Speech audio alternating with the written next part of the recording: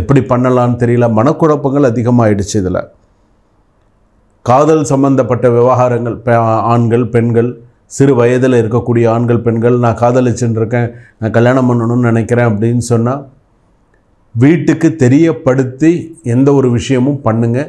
நீங்களாக ஒரு விஷயம் பண்ணி அவமானத்தை தேடிக்கொள்ளாதீர்கள். இந்த வாரத்தில் ஞாபகம் வச்சுக்கோங்க. அதிர்ஷ்ட எண்கள் அப்படின்னு எடுத்துக்கும்போது 8, 14, 26 அதிர்ஷ்ட எண்களாக அமையும்.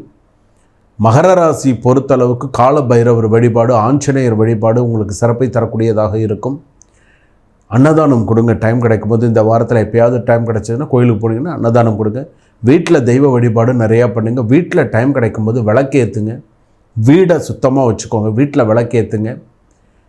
உங்கள் வீட்டில் வேலை செய்யக்கூடிய பெண்கள் இருந்தாங்கன்னா புது ட்ரெஸ்ஸை எடுத்து கொடுங்க. அவங்களுக்கு கருநீளத்தில் எடுத்து கொடுங்க. ஒரு காரணமாக தான் இதை சொல்கிறேன். கருநீளமாக ஒரு ட்ரெஸ் எடுத்து வீட்டில் வேலை